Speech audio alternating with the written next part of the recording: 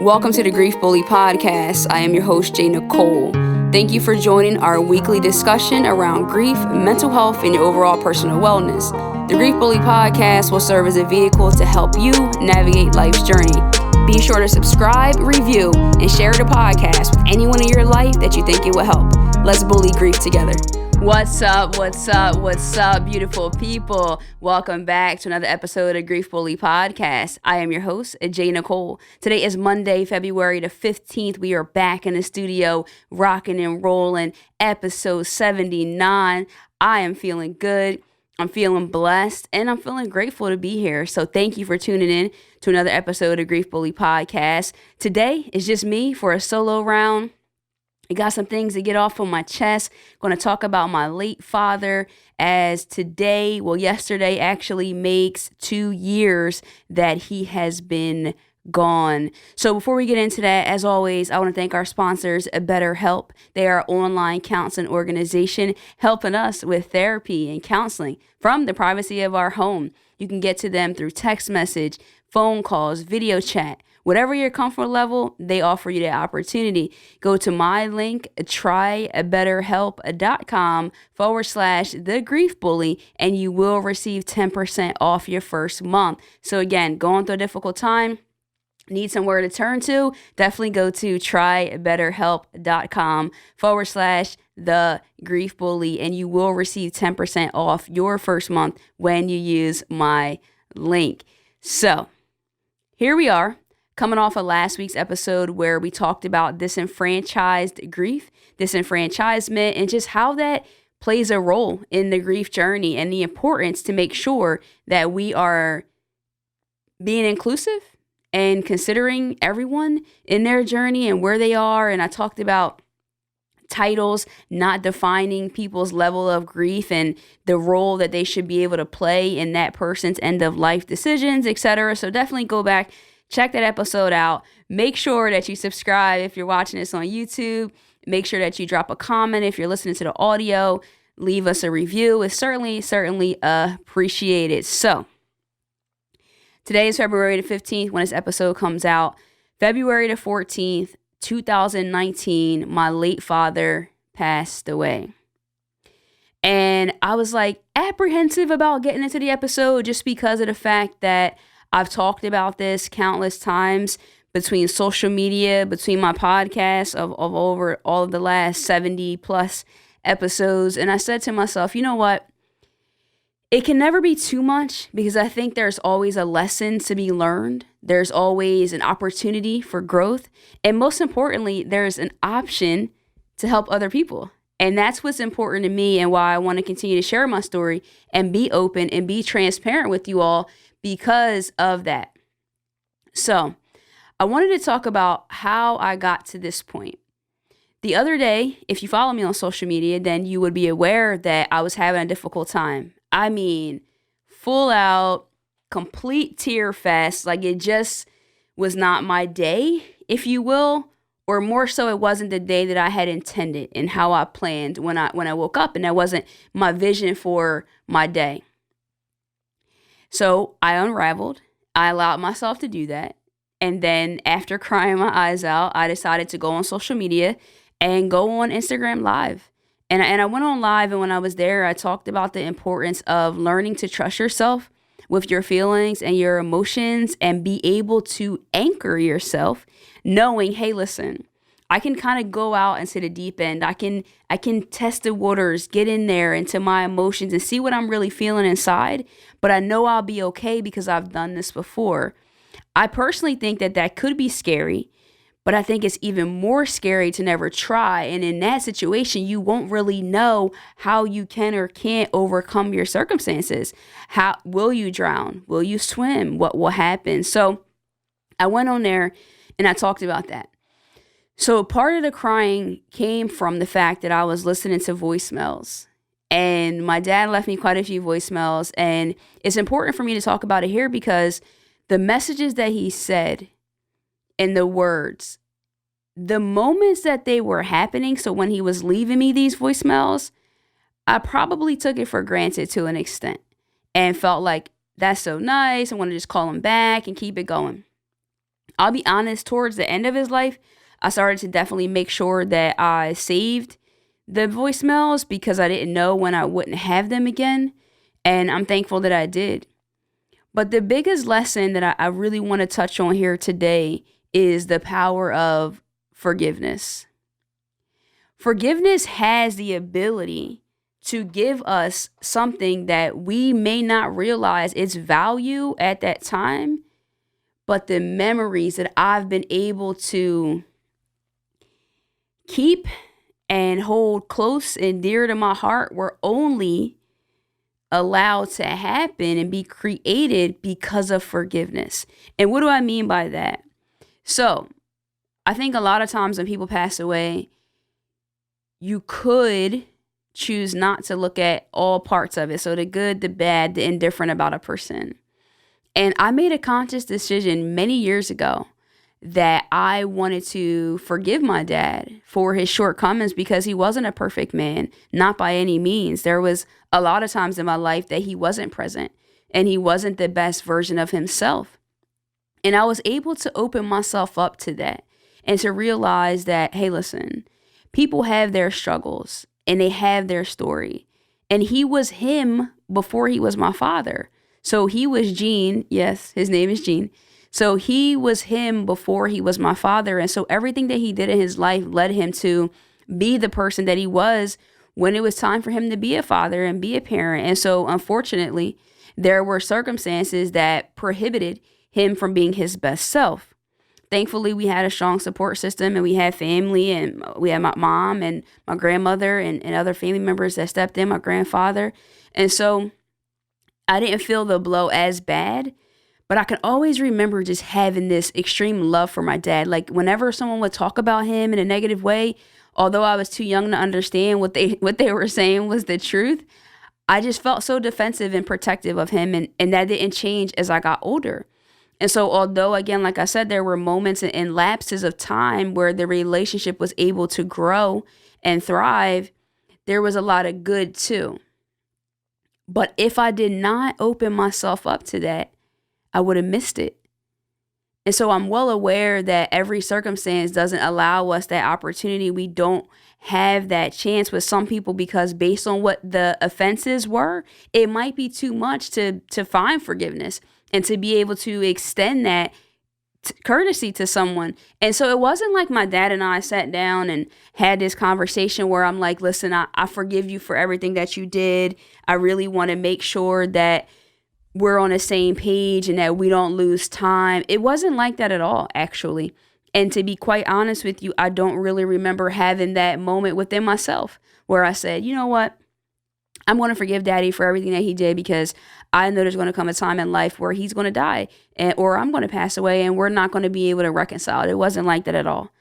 But I think I've just always had this knack about me to understand that my back wasn't against that person's wall. And so I can't hold them hostage hold myself hostage, and keep all of that internal bondage versus just trying to enjoy what I have before me. And my God, am I thankful for that. When my father moved back from Camden to live with my grandmother, that was probably around 2005. So I actually was away. I was a freshman in college and trying to just figure things out. And so when I came back to transfer schools, that's when we kind of started to rebuild and find that reconciliation because he had missed like pretty much all my every high school basketball game. And I was a pretty good player in my time. And so he missed out on that. So I thought. So he missed out on that in the physical, but I didn't know that he was keeping my newspaper clippings all along. And so he was following my journey and maybe his shame and maybe, again, the things that he was dealing with in his life didn't allow him to show up. But to an extent, he was there. And so that's when I started to realize, like, man, he really does love me and he really does care. And so we started to build that relationship and then we just had things in common. So it was sports and different stuff. And I was a tomboy. And so we had that ability. But it's funny because I was a tomboy or am. And my dad called me princess. And he would call me that in front of anybody at any time. And guess what? I loved it. Never felt embarrassed. I just loved that. And that brings me fast forwarding to the voicemails. that I was listening to recently, and they all started that way. Hey, princess. Hey, princess, how you doing? Hey, princess, I don't need anything. Just calling you. Just wanted to talk, or, this and that. I'm always here. And so when he said I'm always here, and I heard that in the message, I kind of, a part of me, just a little bit, got a little angry, because I'm like, you're not here. And we can't control that when we are here and when we aren't here, and when our time is going to expire. And so I really, in the midst of me telling you about my father and telling you about my journey, I want you to hear the message there. I want you to know how important it is that if an opportunity presents itself where you can find forgiveness after you find that resolution within yourself, or you just make that decision to then find reconciliation with someone, or even if you don't feel like you need to tell them all of that, as long as you make up your mind that you want to build this relationship, you want to take advantage of the time that you have, then I want you to hear this today, that I truly encourage you to do that. When you've experienced such levels of grief and loss, and you lose people close to you, I think the reality of time being not promised becomes so present and so real that I believe that you start to just live more open. I don't know if that makes sense, but I find myself being more open and more forgiving in ways that I usually probably wouldn't be. And listen, I don't want to come off like a hypocrite, right? There's areas in my life and relationships with people, one person in particular, that I still kind of struggle with in terms of finding that ability to an extent to get fully in a place where, hey, like, I just want us to get on this particular page. But in my mind, I don't harbor bad feelings. I don't have these ill feelings. So God forbid something was to happen to that person prior to us being able to get back on terms or foster some sort of relationship. I won't have guilt, because between myself and God and the work that I've done in therapy and counseling, I know that I tried. And I know that inside of me, there isn't that malice and bad vibes and bad energy. But to be honest, it's hard. I don't want to just say that you can forgive people. It's easier said than done to actually forget what people have done, said, or not done, because a lot of times we have issues with people because of what they haven't done, the roles they haven't stepped up in, etc. So I think that it's not enough to just say you need to do that, but to be working towards it at least can maybe help you have some certain levels of peace there. So February 14th, 1:05 a.m., my father passed away.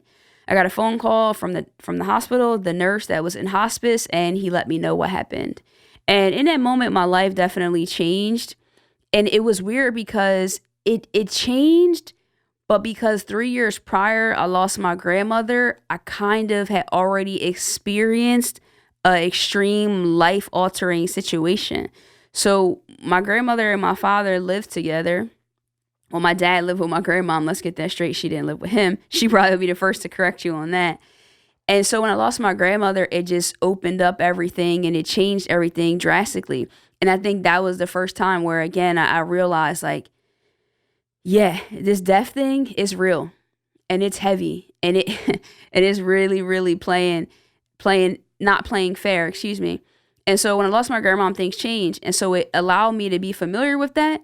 And so when I lost my dad, when I was losing him, I kind of already knew how bad things could feel and how it could get for me. So I don't want to say prepared, because I don't know if you can really be prepared for losing loved ones, especially parents.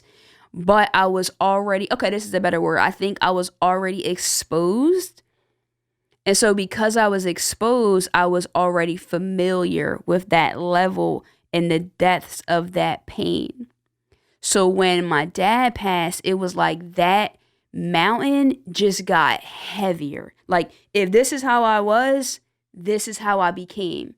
And it, or more so like this, right? Because it was more like I got stabbed into the heart. But it was like, okay, here's more. It wasn't like the complete just slap in the face. And so having to just do certain things and make certain decisions makes you operate, in my opinion, like I posted on social media, in more of a survival mode. Like, the beginning was kind of more so transactional, like things that had to be done, things that had to be checked off the list that we had to do to prepare for services and this and that. So it doesn't give you as much time to kind of sit in it.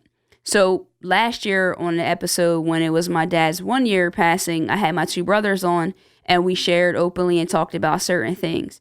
If I look back at that episode and the things that I said and I shared and how I was feeling, I've grown. I think I've evolved personally, but I don't think it's gotten easier. And I highlight that because I believe a lot of people say that time heals all wounds. But I don't believe that. I think in some situations, time can actually make something feel worse. It can be harder for you to accept because the further you get away from the death and the loss, I think the more realistic it becomes that that person is no longer coming back. I was listening to a podcast episode, shout out to David Shan, Sleep is for Suckers, with Grant Cardone on, and he was talking about how he lost his father at the age of 10. And for the first 15 to 18 months, he actually was mowing the lawn, and he said he can remember the smell of the grass and the sound of the lawnmower and being 10 years old. And for those 15 months or so, thinking that his dad was going to come back. That was so heartbreaking to hear because I understand what that feels like, where I wasn't necessarily waiting for him to come back, but like waiting for a phone call, waiting for a text message, and then never getting that. And it's like, wow, like this is real. And so he was extremely young and I had lived life and had more experience in this area at the time. But that's just to show you that it is a reality that when you lose a parent and you lose these people, it sets in. But time doesn't necessarily make it better, because I think that the grief shifts and it shows up in your life in different ways. And so sometimes it gets harder for you to trust people, or it gets harder for you to feel motivated, and it just, or even this, to love. Sometimes when you lose love, I think it could get harder to give love. Whew. I remember telling Tanya when my grandmother passed away, I said, this is it. This is all I have. I don't even know what else I can give. So if this isn't enough, then I really don't know what to tell you. And this is a real thing that we go through. And so 2 years later, 1 year later from the last episode with my brothers on it, and 2 years from the passing, I just bawled my eyes out the other day. And angry, I said, this is not fair. I actually yelled that, this is not fair, in the middle of my wailing, because I started to feel a little angry. And I've expressed before about the 5 stages of grief and how I personally haven't really felt too angry on my journey. And I was like, okay, anger, I feel you. I see you creeping up, popping your head up, and I was feeling angry. So not that I carry anger, if that makes sense, but I was having a moment of anger that I wasn't really too familiar with. But I felt robbed. I felt cheated. Everything that I've accomplished to this day was just racing through my head that I hadn't been able to tell my dad or talk to him about.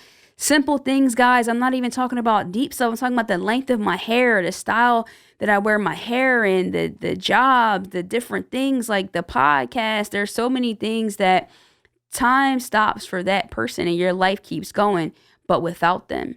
And that's very difficult. Like, I feel like when the nurse called me that night, it was like the video game where it says like game over.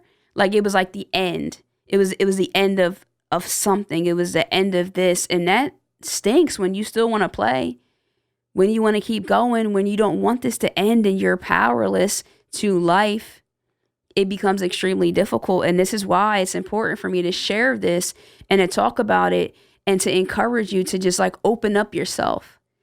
Open up yourself to relationships, to people, to love, to possibilities, to dreams, to hopes, and stop living your life like you have forever, because I'm here to tell you that you don't. My dad in his hospital bed, he told me, he said, I wish I would have opened like a refurbished furniture business. Randomly, like we weren't talking about what do you wish that you did with your life. But this is what he said to me on his deathbed. And that was just, again, they say the most wealthy people, the brightest, the biggest dreams are in the cemetery, because so many of us die not empty. We didn't live like tomorrow wasn't promised. We didn't give everything that we had. And I stand here before you, sit here before you, feeling like I need to be more open, to do more, and not even being so much with like your dreams, but tell people you love them, reach out to friends more, family more, get back to people faster, and not to put a panic on you, but just reality. Just reality, to understand that it's not promised and that people are really losing people left and right. This year alone, 2020 has shown us that in a very, very big way on a large, very large stage, showed us about this. And so I'm thankful for the life that I was able to live with my dad and the time that I was able to spend with him and the memories that I have and the things that just come up and that are a part of me in my life and some of those things. But to tell you that it hasn't been difficult, that would be a lie. But to tell you that I do feel that I have grown. I feel that I have grown in the ways, again, of allowing myself to mourn and to trust my emotions and to not feel bad when I'm not feeling okay. And sometimes that could be hard, but more so I'm like, I'm not feeling good. I feel sad. And honestly, sometimes I can't even connect the dots to that. I feel so gloomy and this overcast in terms of my emotions and its connection to my grief. But then if I look a little deeper, or maybe Tanya brings it to my attention and I'm saying, well, maybe that is a part of it. Maybe I am feeling like this because of my subconscious is focused on my grief and my loss. And so what I'm doing now is just trying to work through things. I'm actually scheduled a therapy session to have and to get back into that because I hadn't been to an appointment for a little while. So again, it's like knowing yourself. Like my therapist says, sometimes you have to come back and get that shot in the arm. And I literally said that to her. I think I need a shot in the arm. And so knowing your resources and knowing yourself and not suffering, that's what it goes down to. So it's like I go into those deep pits that you probably go into as well. But the difference between some people can be the fact that they choose to go and get those tools that they need, like whether that's a shovel, not literally, but whatever that is, to pick you back up and to help you continue to maintain and thrive is what the difference is. It's a choice. So, hey, I don't feel good today. I'm allowing myself to just feel like crap today, but tomorrow it's going to be different. Or the next hour is going to be different. And reaching out to your support system and doing those things that you need. I'm actually going to be trying a meditation. I'm really bad at it, but I like deep breathing. But I think I have to get another tool. So this is why I'm really interested in doing this, because I need something. Of course, I have prayer and I have a lot of things, but lately it's like this uneasy feeling that keeps like being over me and kind of like I could feel it, and I need to find better ways to like move that energy and to redirect and to do what I can do to get myself in a better spot. So you got to get after it. You have to make a conscious decision to make sure that you are focusing on not suffering from the unfortunate circumstances of grief and loss. And it's just one of those things where I wish this wasn't what we were talking about. I wish that I didn't have so much experience when it comes to grief and loss, because I'd be a happier person, right? Because I still would have my loved ones here with me. But that's not the case. And this is a part of my purpose. And I can only pray that I am making my dad proud and that he is happy with everything that I've been able to do. And I wish that at the end of this, I would be able to sit down and have a conversation with him. And since I don't know what that looks like on the other side of things, I can only remain hopeful. But right now, I want to wrap this episode up. And what I want to do is bounce into our Inspirational Boost, which is a part of our show that's important to me. It is brought to us by our sponsors, Adina J Designs. They make, create, and inspire us through decorated apparel, custom tumblers, t-shirts. They got so many cool things going on. Follow them on both Instagram and Facebook at Adina J Designs, ADENA JAY DESIGNS. And this week, our quote is, I live my life every day making you proud. That's the most genuine conversation you and I could have. That's one of my personal quotes, and I wanted to use that today because that's how I feel in terms of my father and how I live my life, and that I can't have that conversation with him, but the way that I live my life and the actions and the things that I do every day, it's the most genuine conversation that we can have. He told me that I'm a winner. He never saw me lose. When I asked him what are some words he would say to me that if I get stuck in life, I can reference, that's what he said. And man, you know how many times I look in the mirror and I say, I'm a winner. He never saw me lose and he's not going to see me lose right now. Nope, because it's either a lesson or a lesson. I don't take losses. I learn and I grow and I get better. And I pass information so other people can learn and grow and get better. And so that's our inspirational boost for this week. And as I go into our In Love and Memory segment, you should already guess who that's going to be about today. It's a part of my show where I like to humanize someone that has lived and their life and just share love to the angels. And so for me this week, it's going to be to Wilbur Gene Jones, which is my father. And I miss him so much. I wish that he was here to see all of us and to see Koi and Nori and how they're growing up. They're my two youngest nephews and just all that we've been able to accomplish and do and just so much.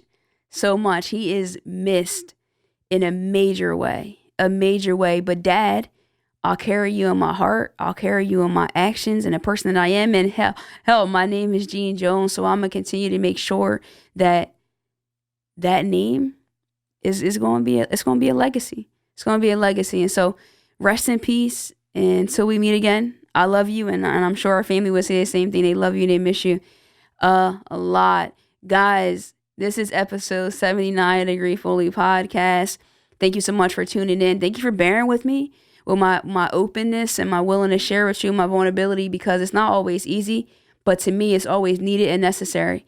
And I hope that you took something from this episode today. But again, most importantly, forgiveness can give you the power to have something that nothing else can give you, which is the time and those memories that one day you may get to a point where you wish that you were a little bit more open. Listen, I'm your host, J.Nicole, guys. You know I hang out the most over on Instagram. Make sure you follow me there at I_am_J.Nicole.